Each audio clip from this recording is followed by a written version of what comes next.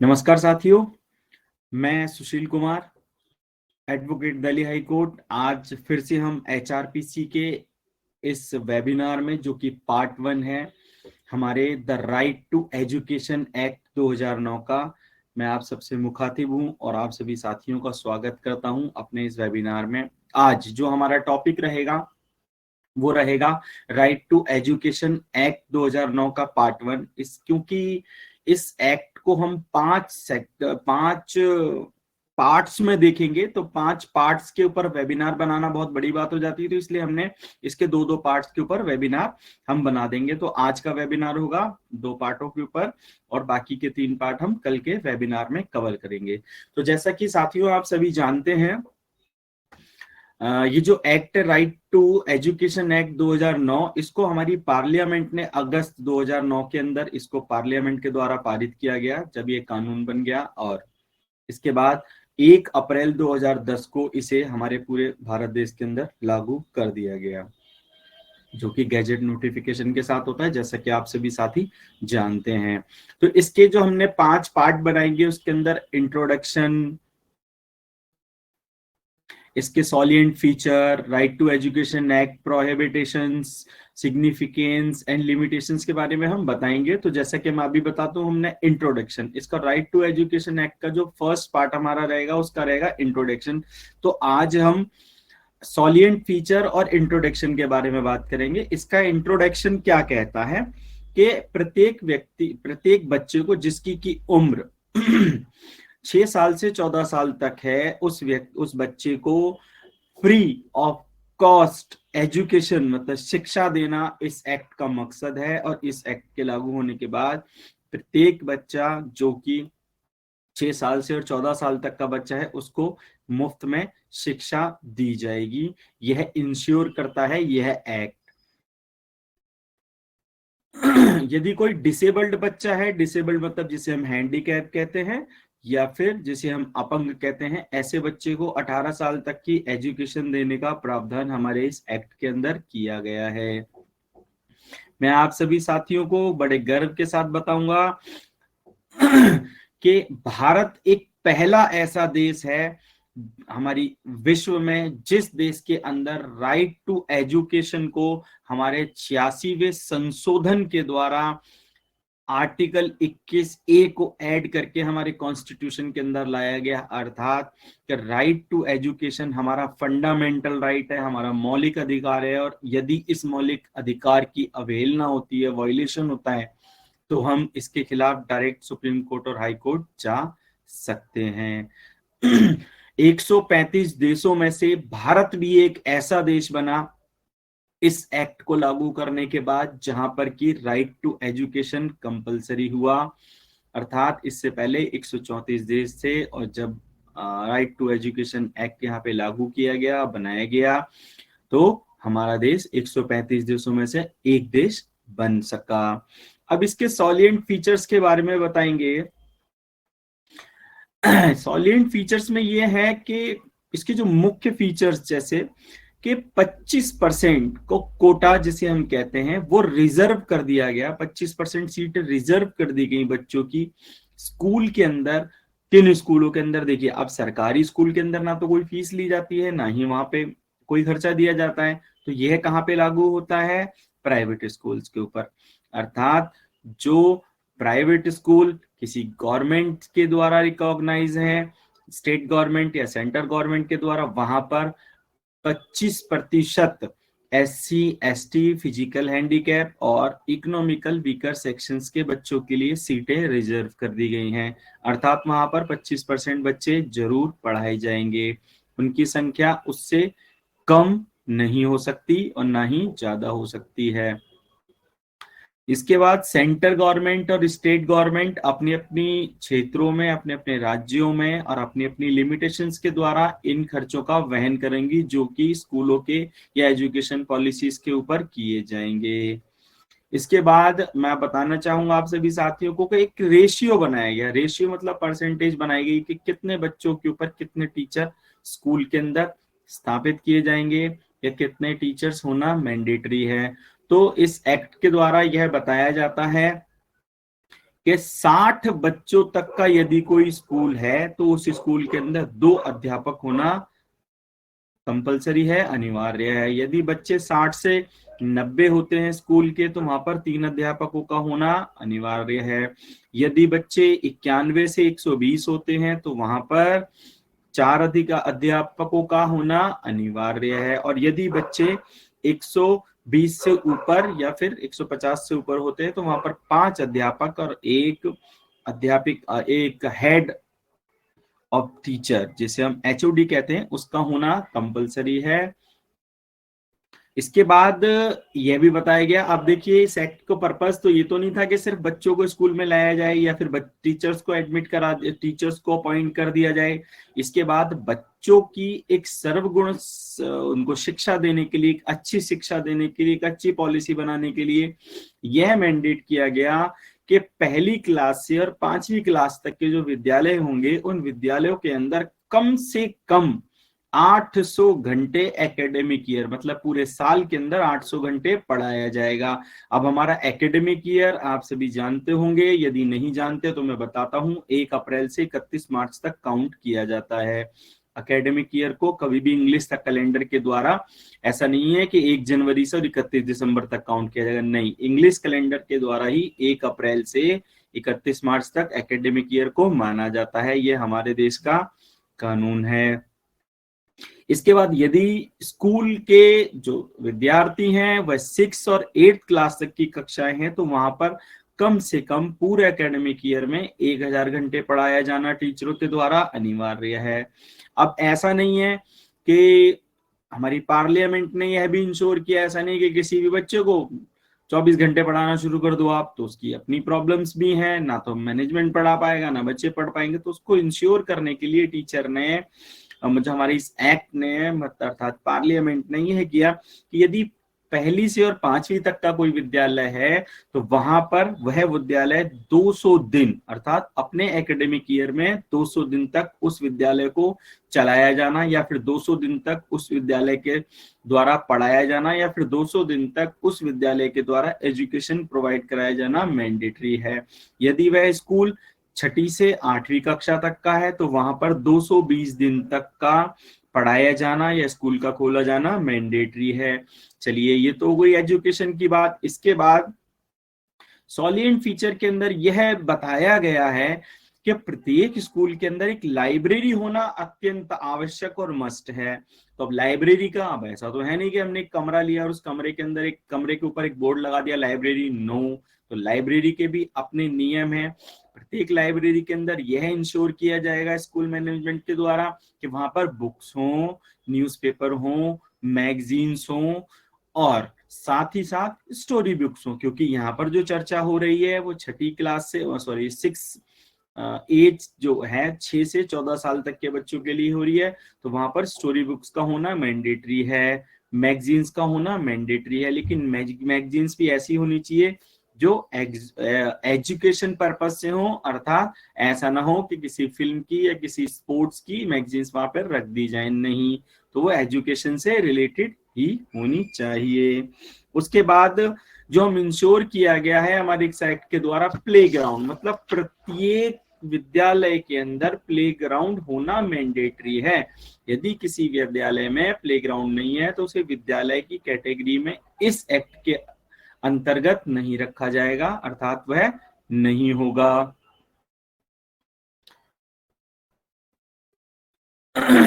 यह भी इंश्योर किया जाता है कि बच्चों का एडमिशन होना अत्यंत आवश्यक है। ऐसा ना हो कि स्कूल बना दिया, बच्चे तो पढ़ने ही नहीं आ रहे वहां पे, सिर्फ ये लागू कर दिया कि इतने साल तक के बच्चे आएंगे, तो नहीं। ये स्टेट गवर्नमेंट, सेंट्रल गवर्नमेंट की अपनी पॉलिसी है कि वो उसके ऊपर ज्यादा से ज्यादा ध्यान दे, कैसे बच्चों को स्कूल के अंदर एडमिट अर्थात दाखिला उनका कराया जाए। अब उसके बाद फिर यह भी इंश्योर करना जरूर कि जो टीचर्स हैं, जो टीचर उन बच्चों को पढ़ाने के लिए, चिल्ड्रंस को, विद्यार्थियों को पढ़ाने के लिए स्कूल में रखे जाएंगे, वह एक वेल एजुकेटेड टीचर हो, अर्थात वह उस एजुकेशन पॉलिसी के द्वारा एक ऐसे टीचर हो जो कि उन नियमों पर, उन शर्तों पर खरे उतरते हैं जो कि स्टेट गवर्नमेंट की एजुकेशन पॉलिसी या फिर स्कूल के टीचर्स के रिक्रूटमेंट के रिगार्डिंग बनाई गई हैं।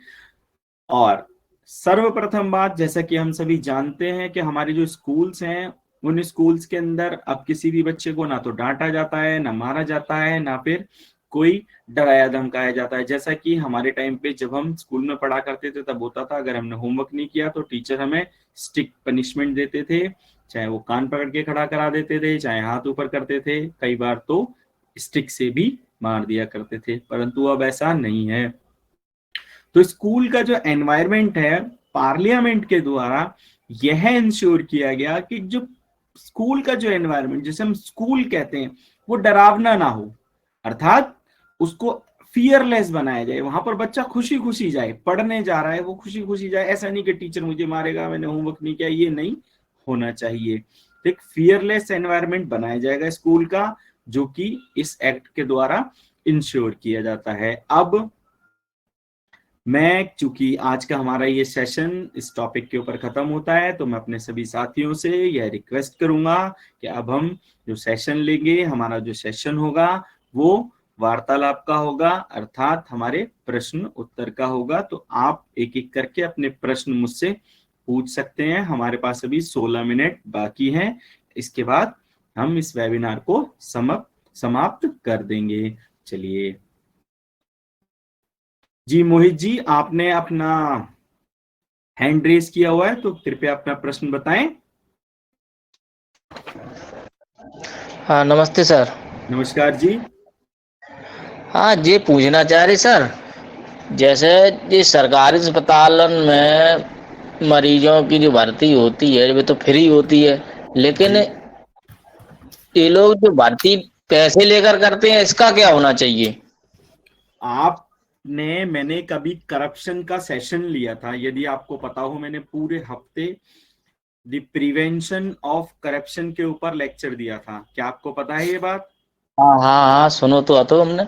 हाँ, तो अगर आपने सुना था तो आपको ये बात समझनी चाहिए कि जिस हॉस्पिटल के अंदर, जो कि सरकारी है, अर्थात वहां पर जितने भी कर्मचारी कार्य करें, चाहे वो डॉक्टर हो, चाहे वो स्वीपर हो, या फिर कोई भी वार्ड बॉय, हेड बॉय, जो भी होते हैं, वो सब होंगे, वो सबके सब कर्मचारी होंगे, सरकारी नौकरी वाले होंगे। ये बात तो सही है ना? हाँ, ये बात तो सही है, लेकिन तो जब वो भारतीय सरकारी होंगे, और भारतीय अगर को जो आपको बिना पैसा मांग, पैसा के करता ही नहीं है, या बिना सिफारिश के या बिना पैसा के मन भर्ती श्रीमान कोई होता मेरी ही नहीं। सुनो, मेरी बात सुनो, मैं जो आपको कह रहा हूं, जब आपसे कोई भी सरकारी आदमी या सरकारी सेवा करने वाला व्यक्ति उस किसी भी कार्य को करने और ना करने के पैसे मांगता है, तो उस कंडीशन में उसे ब्राइब कहते हैं, जिसे हम घूस कहते हैं, रिश्वत कहते हैं। उसके लिए पर्टिकुलर डिपार्टमेंट बनाया गया है, आप उनके खिलाफ कंप्लेंट करें, उनको रेड हैंडेड पकड़वाएं, चाहे वो रिश्वत 1 रुपए की हो या 1 करोड़ रुपए की हो, उससे कोई मैटर नहीं है। समझे आप मेरी बात? एक आदमी पकड़ा जाएगा, पूरा हॉस्पिटल सुधर जाएगा। हम तो स्वयं खुद भर्ती भये थे, तो सिफारिश से भये थे, बिना पैसा और सिफारिश के तो कोई सुनने फिर वालों तो नहीं है। और मालिक फिर शायद तो फिर तो मोहित जी, आपने भी गुनाह कर दिया, क्योंकि उस एक्ट के अंदर ही अगर आप खुद सिफारिश लगा के जा रहे हैं, तो वो भी फिर तो आपके अंदर, आप भी मुजलिम, वहां पे मुलजिम बना दिए जाओगे। चलो खैर, कोई बात नहीं, आपका इलाज हो गया हम बहरहाल, ये हम बहुत बता रहे हैं आपको अस्पतालन की स्थिति क्या है। इटावा जिला की हम बता रहे हैं आपको, इटावा जिला में जो अस्पताल है मोती झील, वन पे हम खुद भर्ती भये थे, तब तो हम मेम्बरों नहीं थे, तो फिर सिफारिश से भर्ती भये जब, कोई बात नहीं। मैं और तो आगे कैसा लगे। मैं आपकी बात मान गया। तो मैं बताता रहा हूँ, एंटी करप्शन सेल जो है आपके हॉस्पिटल के पास का, या फिर आपके डिस्ट्रिक्ट का, या उस एंटी करप्शन सेल से आप कांटेक्ट करिए ना। यदि कोई आपसे पैसा मांगता है, देखिए, आपको दिमाग लगाने की बिल्कुल भी जरूरत नहीं है, और आपको कोशिश करने की बिल्कुल भी जरूरत नहीं है। जब आप एंटी करप्शन सेल के अंदर या फिर विजिलेंस के अंदर अपनी कंप्लेंट करेंगे ना, तो वो आपको खुद बताएंगे कि कैसे पकड़ते हैं वो कैसे जाल बिछाएंगे। देखिए, जरूरी तो है नहीं कोई भी आदमी डायरेक्ट आपको सब कुछ पता है कैसे क्या काम होगा, तो वो आपको खुद बताएंगे। बात तो सही है या आप। वो नोटों के नंबर दें, या उसके ऊपर एक लिक्विड लगाएं, या फिर कैमरा दें, या फिर वीडियोग्राफी करें, या ऑडियोग्राफी करें, वो कैसे करेंगे, वो उनका काम है, और वो आपको प्रॉपर बताएंगे कि आप कैसे काम करेंगे। ठीक है? तो आप हाँ विजिलेंस के अंदर कंप्लेंट करें या एंटी करप्शन सेल के अंदर कंप्लेंट करें, ठीक है, ये आपका अधिकार है कि फ्री की चीज के लिए कोई आपसे पैसा नहीं मांग सकता। ठीक है मोहित अच्छा। जी, हाँ, चलिए, हम आपके बात से संतुष्ट हैं। बहुत बहुत धन्यवाद आपका जी। अगला प्रश्न हमारे किसी भाई का,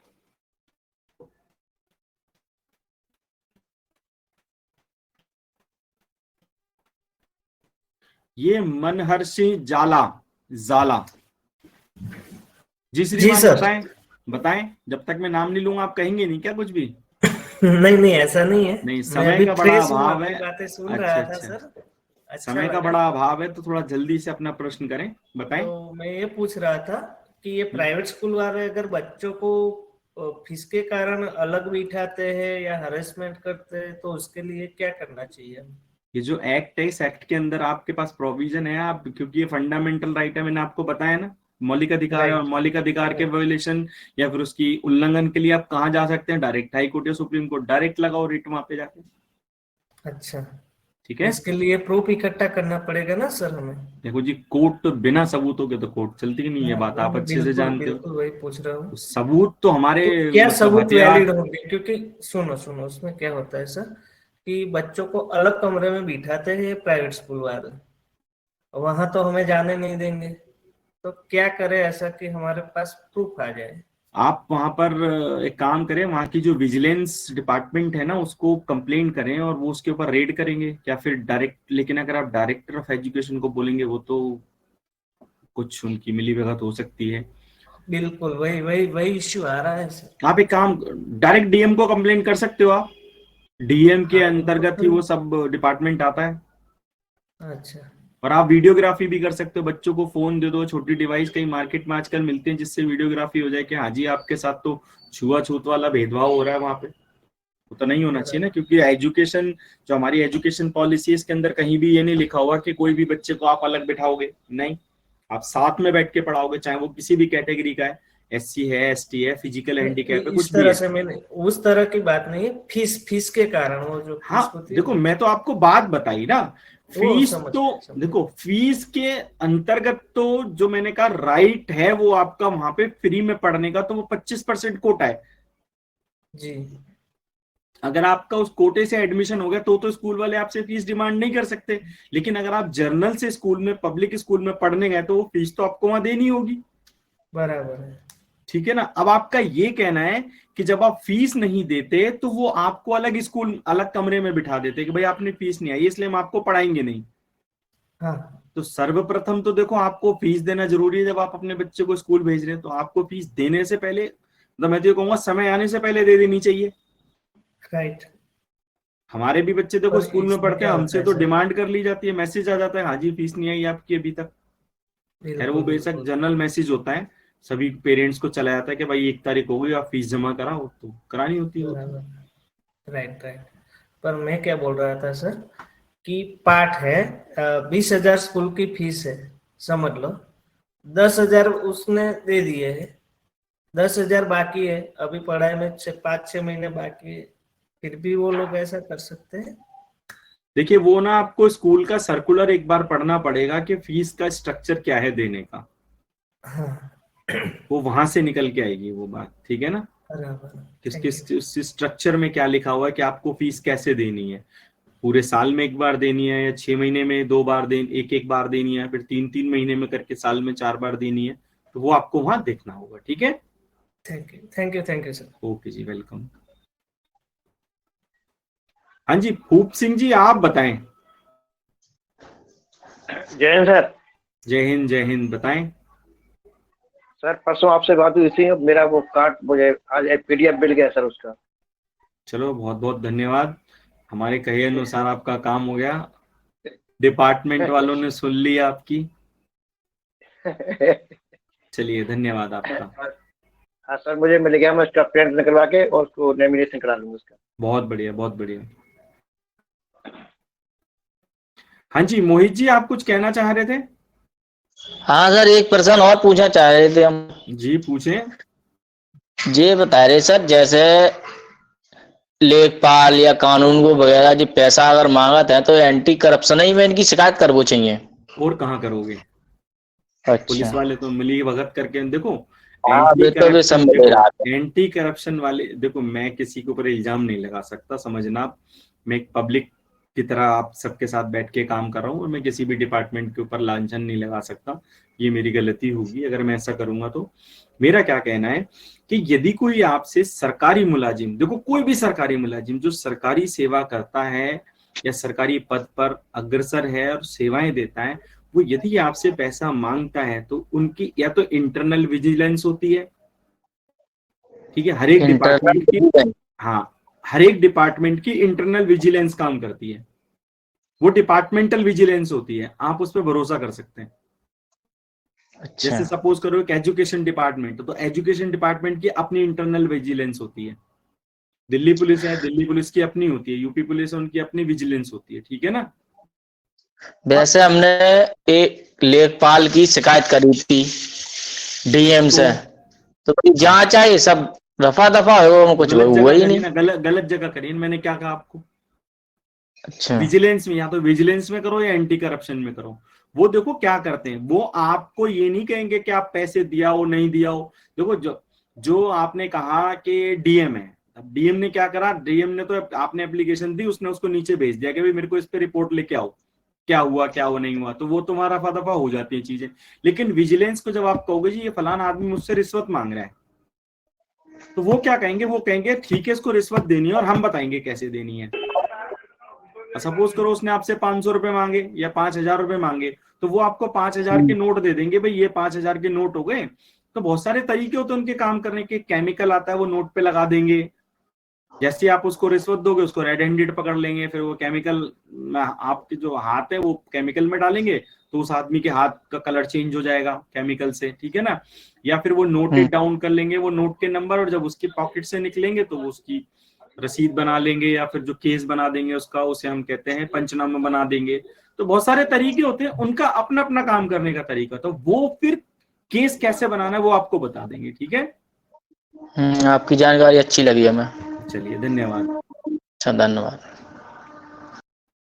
हाँ जी, हमारे किसी और साथी का कोई प्रश्न?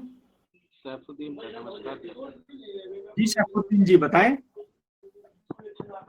सर, हमारा ये सवाल है कि जो जिन अपराधियों के बारे में आपसे हमने बताया था उनकी मैंने फाइल चेक करवाया था, तो उसमें हर फाइल में वारंट है उनका, हर मामले में। हम्म। और हर मामले में तो मामा को मैंने दे दिया है, तो बोले ठीक है वारंट है, मैं एक एक करके इन लोगों को मैं भेजता रहा अपराधी जो है। सर जैसे वारंट होता है ये न्यायालय द्वारा होता है, हाँ जी, बिल्कुल मतलब न्यायालय द्वारा होता है वारंट। जैसे पुलिस प्रशासन तो इसमें कोई कर नहीं सकती आक्षेप। हेलो, नहीं, नहीं कर सकती। ये न्यायालय द्वारा ही रद्द होता होगा अगर हाँ कर बिल्कुल, दे दिया वारंट पे। रद्द भी न्यायालय के द्वारा ही होता है। जी, मैंने वही आपसे से पूछा कि ये सही है जो अपराधी व्यक्तियों को। बिल्कुल सही है, बिल्कुल सही है। और भी चलिए। सर मैं, और भी जो लोग हैं जिन्होंने मेरे खिलाफ झूठी कार्रवाई और करी है सर, तो उनका भी मैंने नाम लिखा है। बहुत बढ़िया करा, आप ऐसे ही काम करें। हमारा सहयोग आपके साथ हमेशा रहेगा। जी सर, चलिए बस आप सैफुद्दीन जी। सहयोग बनाए रहेंगे सर तो और भी आगे काम होते रहेंगे, कोई भी कार्य जरूर होगा जरूर जैसे। जरूर जरूर जरूर जरूर। और भी क्षेत्र में काफी ऐसे कार्य आते रहते हैं क्षेत्र में कि पुलिस प्रशासन किसी को परेशान करती बेवजह अपनी पावर तो का हमारा जो गलत। बेसिकली जो ये जी एनजीओ है, तो हमारी संस्था है, उसका यही तो कार्य है कि किसी के जी अधिकारों का हनन ना हो, ठीक है। जी जी जी जी। चलिए, धन्यवाद आपका। हमारे और किसी साथी का प्रश्न?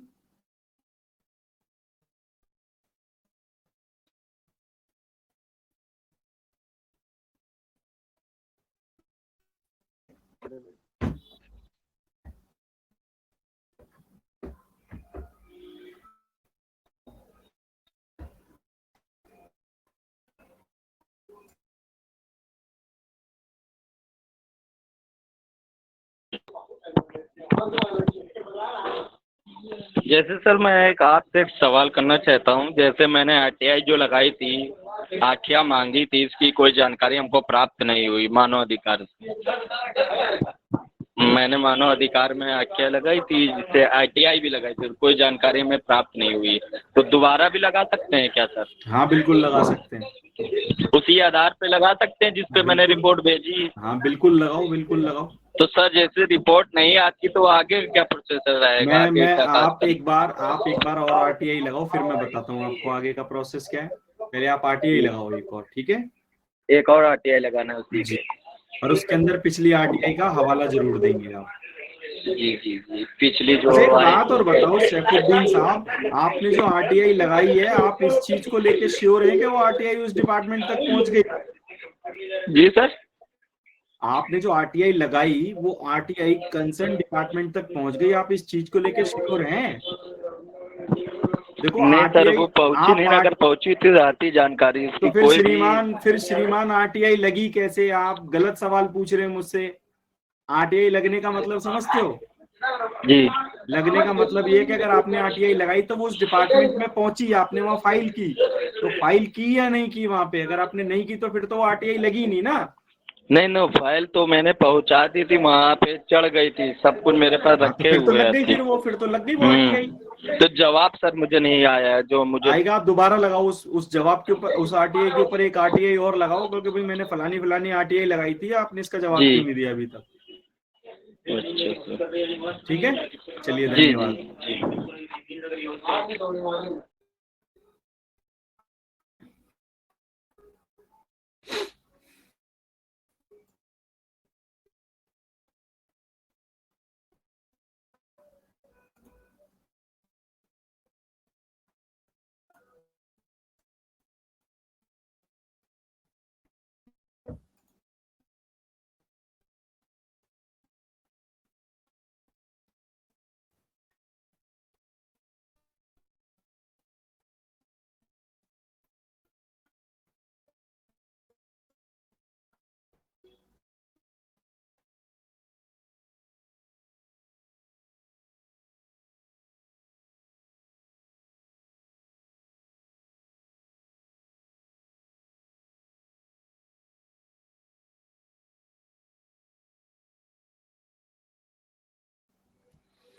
चलिए, तो अब हमारा समय समाप्त हो चुका है। इसी के साथ ही मैं अपने सभी साथियों का धन्यवाद देना चाहूंगा इस वेबिनार को ज्वाइन करने के लिए और इसे सफल बनाने के लिए।